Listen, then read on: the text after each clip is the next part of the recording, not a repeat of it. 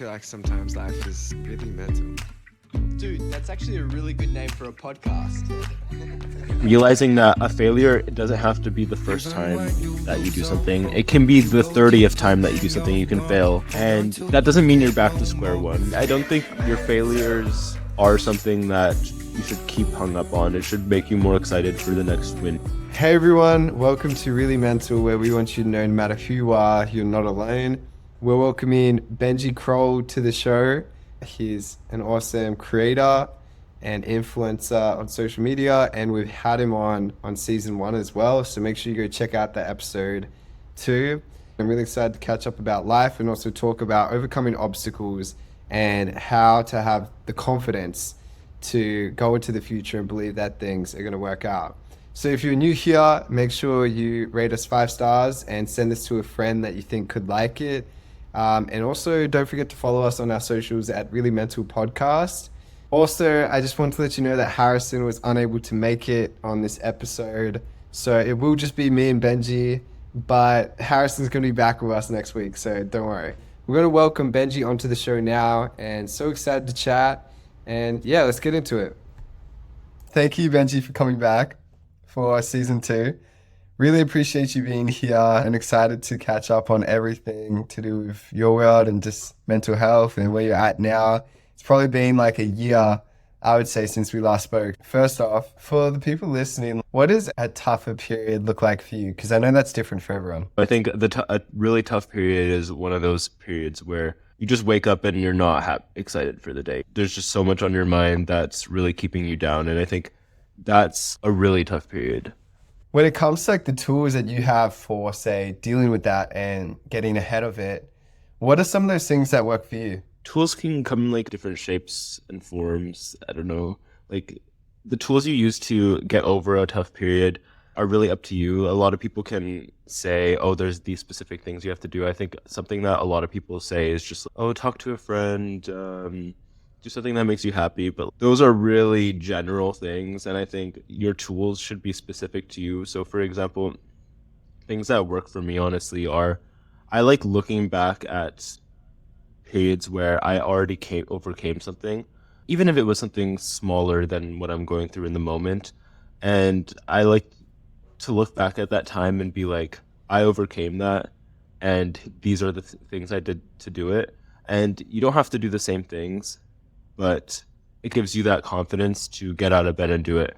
And really the first thing is just getting those thoughts out into the open, because bottling up how you're feeling really can stress you out. So I know that when I am not doing my best, what I started doing in the past few months is what I'll do is the night before or the day of in the morning, I'll sit there and think, these are the things I want to accomplish, and these are the things I want to be doing, whether it has to do with what's affecting my mental health. Whether it does or it doesn't, I just write down the things I want to do.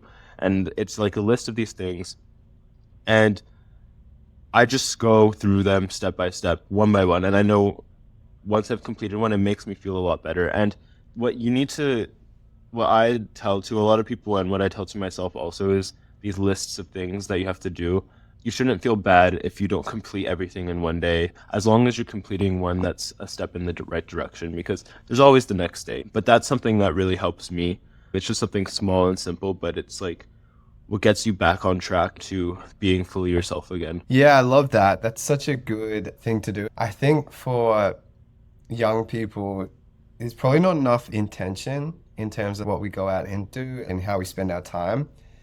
And obviously our time's precious. That reminds me of a book I read called Ikigai, where they talk about when it comes to having a productive day, there's a couple of things you do in terms of the amount of work you're doing to stay like efficient, 30 minutes on, and then make sure you take a rest.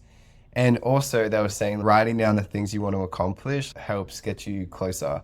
I noticed when I do that, I almost try and put too much on. So I come up with a bunch of things and it's way too much. How do you balance being productive and having that intention whilst also allowing yourself to have freedom in your day? I'm sure a lot of people can relate to putting on too many things on the list, especially when they start piling up from the days before. The second you think of one thing, you think of another thing you have to do. And the way I balance it is, I don't think I do. I just tell myself and repeat to myself that it's fine if I don't complete it. This is the same thing that people always say, but days are made up, and as long as you're not under a time constraint, like you have to get things done before a specific time, you really don't. Like, you can do a little piece of work the next day, you can do it a little bit on, and if you're not feeling your best, it's okay to put things off a little bit if you have other things to do as well. But I think what really helps me get through my lists is I don't only put like the work I want to do down, but I'll do call this friend.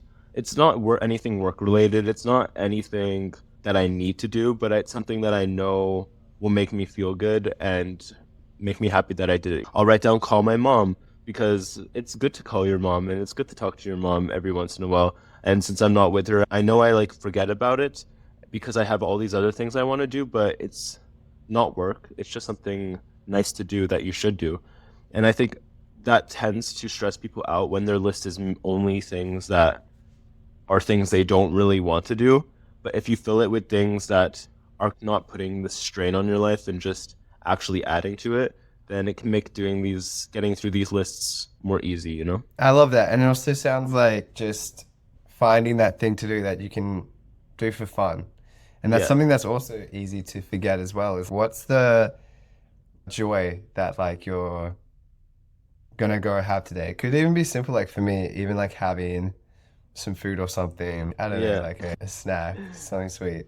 I find that also just can like make me take the pressure off a bit more. Do you ever feel like life for you is like too serious? You have all of these people watching and stuff, and you're a really successful creator. So do you feel this pressure to almost keep up with that?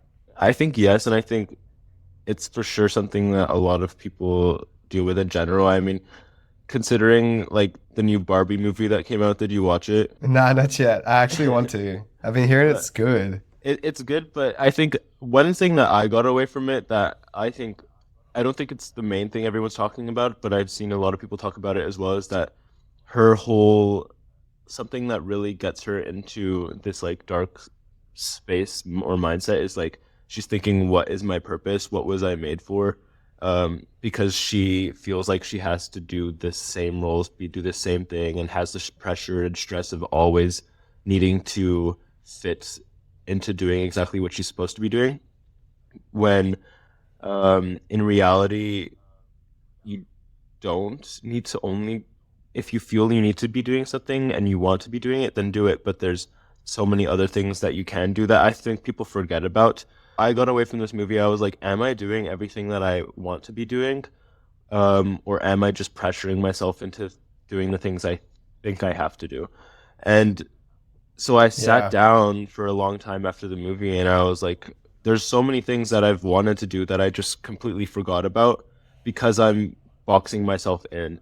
And so after that, I just realized I want to start playing some instruments again that I used to play. I want to get back into doing all these creative things I loved to do in my free time and wanted to pursue work-wise anyways, but then didn't because I kept myself in the loop of every day I have to be doing this one thing because this is what's keeping me successful and this is what's doing it. But those are important, and it's good to stay on your foot doing these things that you know are important for your work life and your career, but that doesn't mean you can't use the other things that you want to do as well. So now I'm putting time out of my day specifically to read a book that I never got the chance to read, to practice the flute because I used to play it. And I think that's taken off a lot of pressure because I'm more excited for the day. I wake up and immediately go and start reading because I know I can, and I can get started with everything else later on in the day. Yeah, that's really cool. Actually, I was thinking about that too. I really want to get back into reading. I've had periods of being consistent with it and not consistent. Like, how do you stay disciplined with these things that you're doing throughout your day? I don't know. I just wake up and see the book and I'm like tired to get out of bed. So I'm like, I need to get my brain working. So let me get it to work by doing this. And then I'm like sitting there and I'm reading and I'm smiling at the book and I'm like already in a good mood for the day because Like, yes, I'll open TikTok, and yes, I'll scroll on TikTok for a bit as well. That's not bad. That's not everyone does it, but I think adding something like a book where, or not even just a book, or something you can write, something that you look forward to every day that you can continue doing really keeps you going, because I think that's what I felt was missing a little bit. Because for a while, people have their goals they want to achieve and the things they want to do, and that's what keeps them excited on keeping this doing things every day. And after a while, you can be like, I'm working on this every day, and I know I'm getting to the goal I want to achieve, but it feels repetitive. And so you need these other things that are something that you could look forward to in every single day. I wake up and I'm like, I get to continue reading this story. I get to continue and see what happens next. And that really keeps me excited throughout the day, knowing that, oh, when I finish working on this, which is helping me achieve my goal, I can also read this story and learn more through that. And it's like constantly keeping you excited for what's every next minute in the day. Yeah. And I feel like enjoying the process too, as well, then, as an Yeah. extension of that. I know we touched on it earlier in the episode. Would you say that the version of Benji now is different to the one we spoke to a year ago? I would say yes. I think in the past year I've learned like a lot about myself and about life. I definitely have become more independent with myself because I moved away from my family home, which I know is something that a lot of young people kind of stress themselves, and it comes from either moving to university or everything. And I knew that it's part of growing up. I feel like I've matured a lot by doing so. I've I don't know. I feel like there's so much that has happened in the past year. So I would definitely go back to me a year ago and slap him, even though I was talking on here with you guys and giving so much mental advice. But I did have some good things to say, but I still would go back and be like, "You're doing it wrong." Not everything, but some things.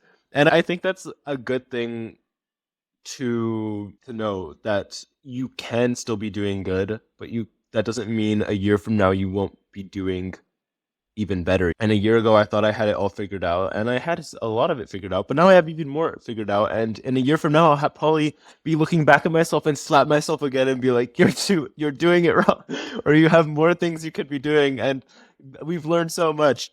And I think that's also something that should keep you excited for every day, because no matter what, you're learning how you can get through life every single day.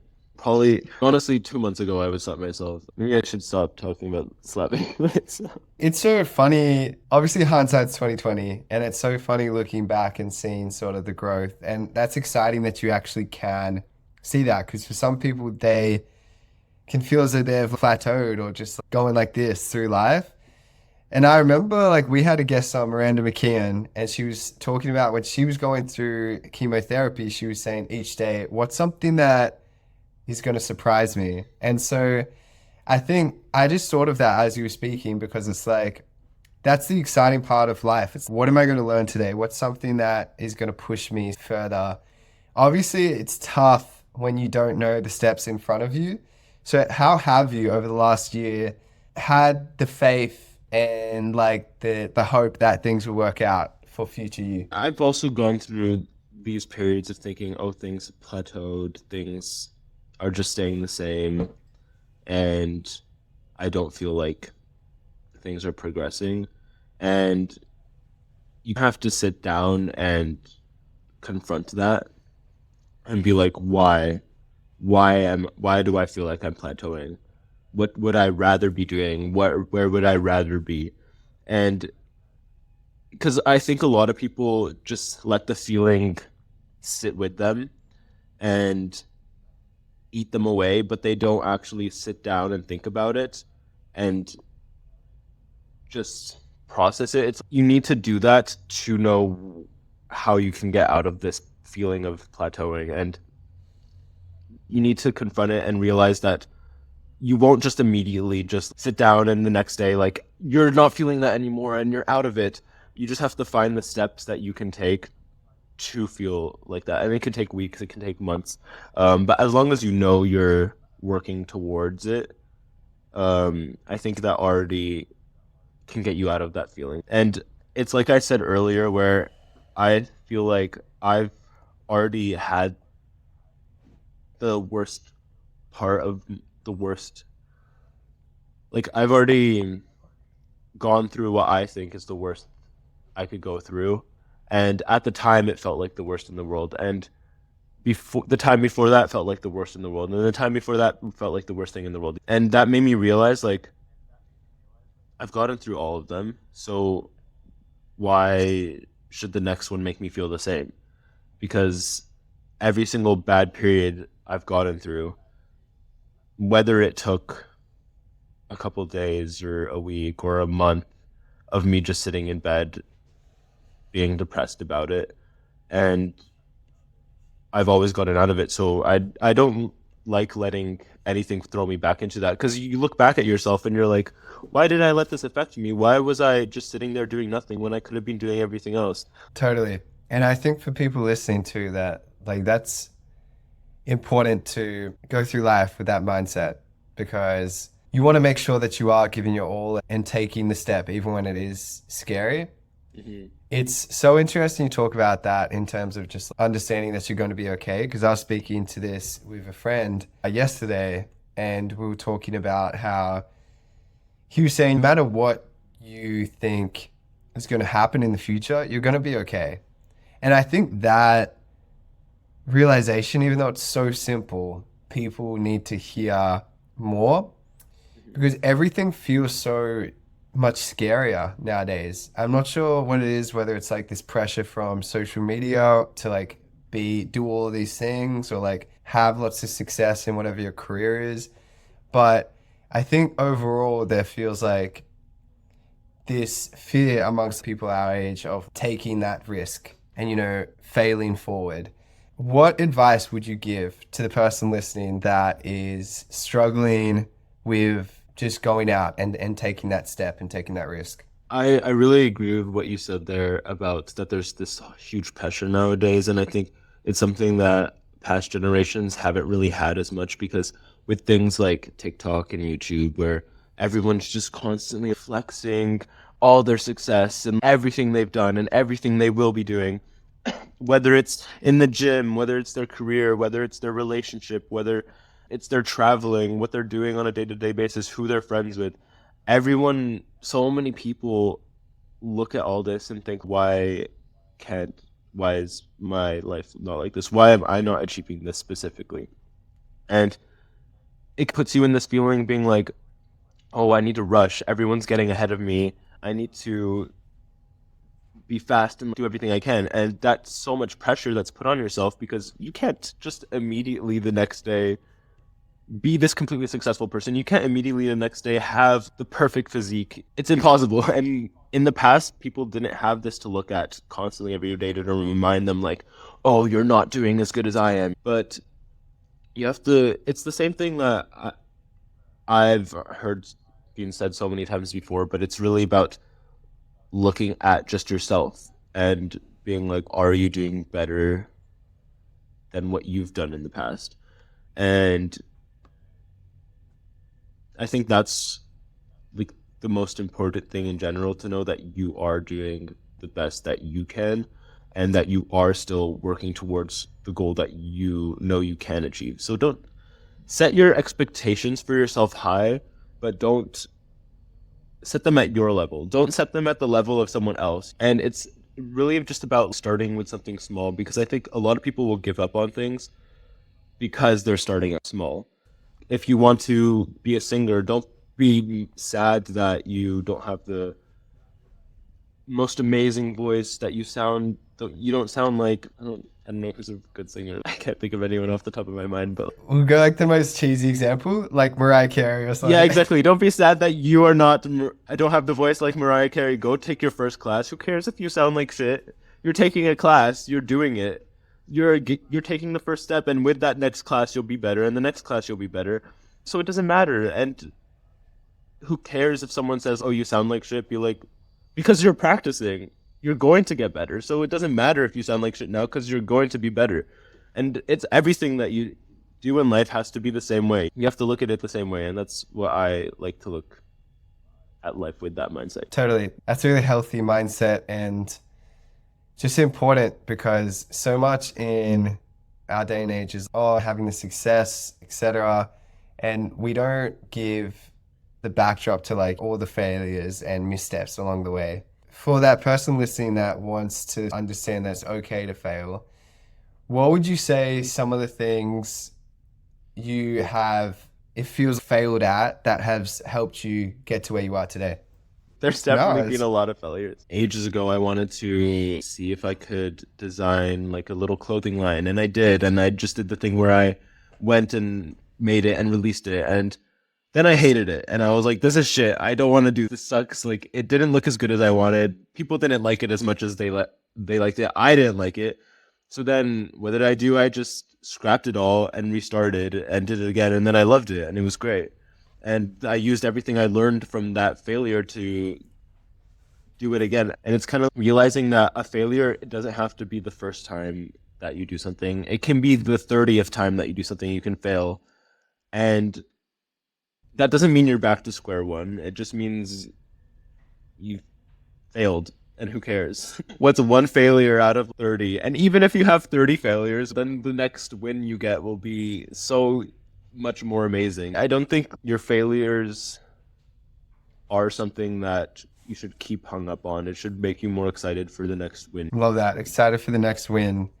I think the point you made around it could be 30th time of doing something that you fail, I definitely relate to that, because there can be this pride which comes with, okay, things are working. And it's important to remember that failure can happen at any time, and it's not a reason to give up or quit. It can just be part of the process. And I think as well, another thing that I've realized too, even just thinking about things I want to work on, like commitment is a big thing. So like going out and having the intention of doing something and then following through. I think that's something that is really important in everything we're talking about when it comes to overcoming setbacks or taking that leap of faith to try that new thing. Having the relentless pursuit to just keep going after it is so important. I guess I had a question, and it's getting you to ask a question, which sounds funny, but what I'm trying to say is, what are 2 questions that you'd ask people to get them to have a look at everything they're doing and figure out if they're in the right place? First, I'd ask them, do you want to be doing this? Is this something that you're actually excited for? Is this something that you wake up and you're like, oh my God, I'm so happy to do this? If it is, that's a good first step. If it's not, then ask yourself, like, why you want to do it then. What's the point? Did it used to make you happy and now it's not? Are you only doing it because you feel like you have to be doing it? And I think those are very different things, because a lot of people will consistently try to pursue something that used to make them happy when it's not making them happy anymore. And it's about figuring out if you want to try and find out if that makes you happy again. Because I'm sure it can, or if it's even worth pursuing anymore. Because it can feel comfortable just trying to do the same thing that used to make you happy, even if it's not. And I think once you've figured out if it's something you really want to do, you just have to sit down and make sure you're taking all the necessary steps. And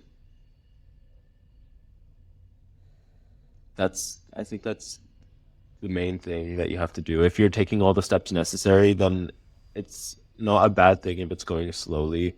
It's not a bad thing if it's taking a while. But if it is, then try to approach it in a different way.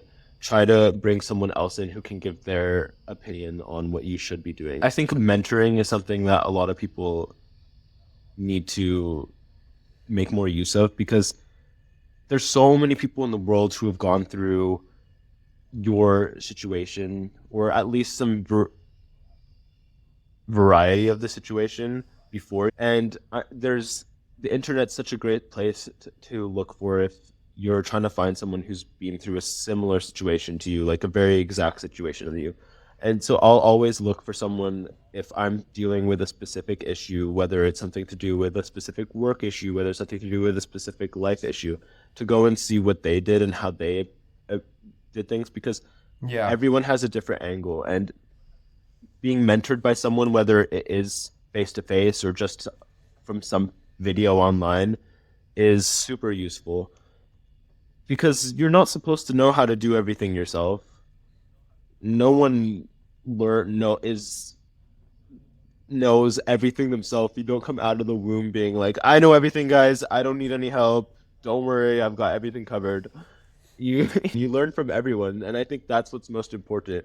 And yes, you can look at the people who are super successful in what you're wanting to do, but it's more important to look at how people approached their down periods, because when people look for advice, they all normally just go to how did they get, what was the thing that made everything amazing. You're not supposed to look at that. You're supposed to look at all their downs, all the times that they were going through something wrong, and how they got over that, you know?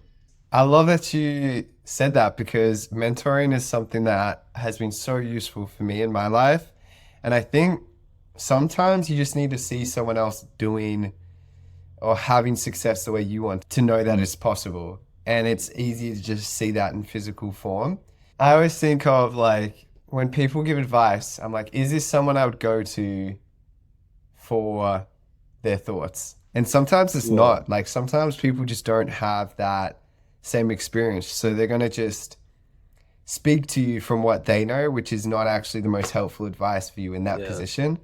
So yeah, I think the values piece is really important. I've loved this chat so much, Benji, and I think that we've ended on a strong note, even around like mentoring through the things you go through.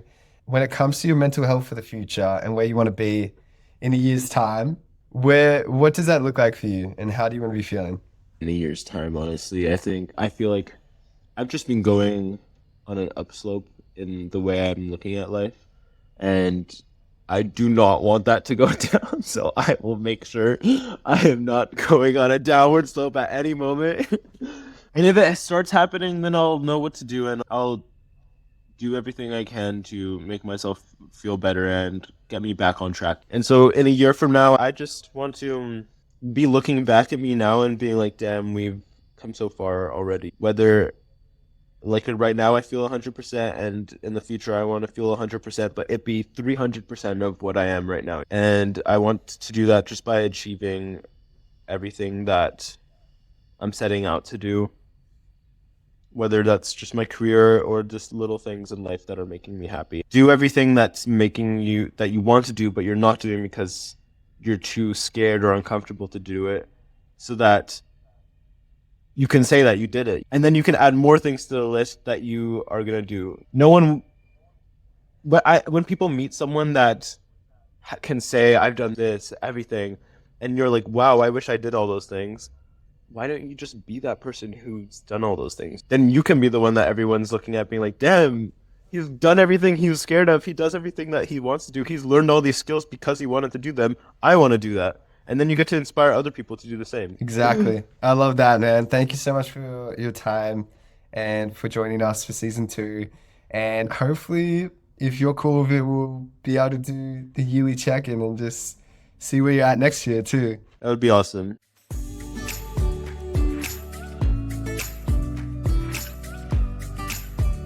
So I really enjoyed that chat with Benji. I hope you did too. And thank you for making it this far in the conversation. I found it really interesting, just sort of his advice around, I guess, focusing on really what you want to do and what you want to achieve. And I really appreciated what Benji said around staying disciplined and sort of making sure that you're also enjoying the process. That's a huge thing, because I think that there's a lot of people listening that may feel like it's too scary to take that next step or that risk. And that is what life is all about. To have the things that are worth having, you have to do a lot of hard work and take a lot of risks to get there. So if you're feeling scared about it, just know that's normal. I mean, Benji's someone who's super successful and he has experienced that as well. So you're definitely not alone in that. I just wanted to remind everyone, if you enjoyed this, then make sure you rate it a 5 stars on whatever platform you're listening to it on. And also don't forget to subscribe and follow us on our socials at Really Mental Podcast. We're going to be back with another episode next week. So really excited to see you there and have Harrison back with us too. All right, lots of love.